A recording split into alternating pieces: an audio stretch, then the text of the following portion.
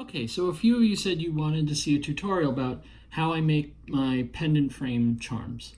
So I'm going to give you a really quick tutorial, show you how it's done. It's really, really easy. You just have to have the right stuff to make it work.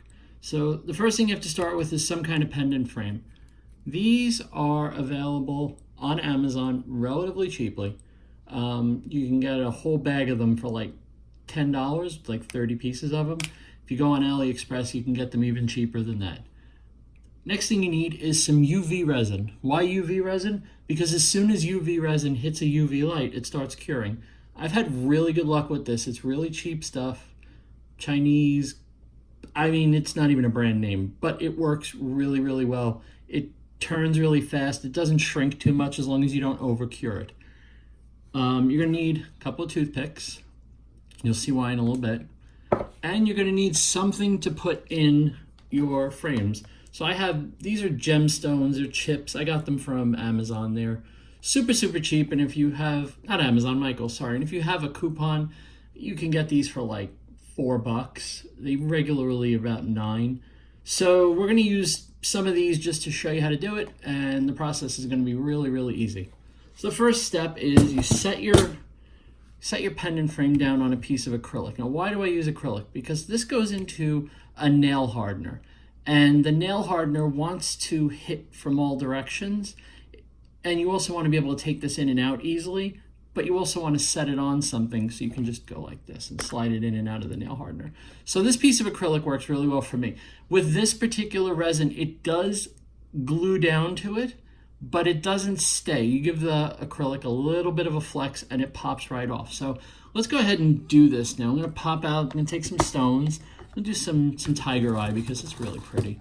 Tiger eye is a really nice stone. So we're gonna fill this up with some tiger eye. You don't need to fill it up all the way. In fact, I do both. Sometimes I fill it all the way. Sometimes I leave little gaps. Well, depends on what the client's looking for or whatever mood I'm in that particular day. That's enough tiger eye. Some stones you need to cluster together to see, like if you use amethyst or rose quartz, you're not going to be able to make out exactly what it looks like unless you put a lot of it together. Passes too much light through, so you want to kind of grab it and have it all together. Okay, next step, the easy step. Take your resin and you're just going to pour it, you're going to squeeze it right in the middle. And what will happen is that you can see the resin starts to seek its own level. You don't have to really put it where you want it. You just put it in the middle and it will find its way to the corners of the pendant frame. That should be enough. And now the magic of the toothpick. So once you get the resin into the pendant frame, you're going to notice there's going to be voids. Now, actually, this is probably the most perfect one I've ever done. So, of course, I won't be able to show you where the voids are, but you just give a little poke there. If you want the smooth effect, you got to make sure all the stones fall below the resin line. And if you don't want the smooth look, you can always add more stones afterwards. This actually is unbelievably perfect. The first time I've ever done one that came out perfect on the first try. Okay, next step. I'm going to come over here. I'm going to turn on my UV nail hardener with my tweezers here. I'm going to just slide this very, very carefully in here. And that's it. Now that's going to sit in there. Let me get this tilted up for you. That's going to sit in there for 4 minutes and 30 seconds. That's as much time as you need to get this right. So we're going to come back when this is done. Okay, time is up. So let's take this out and see what we got. So here we go.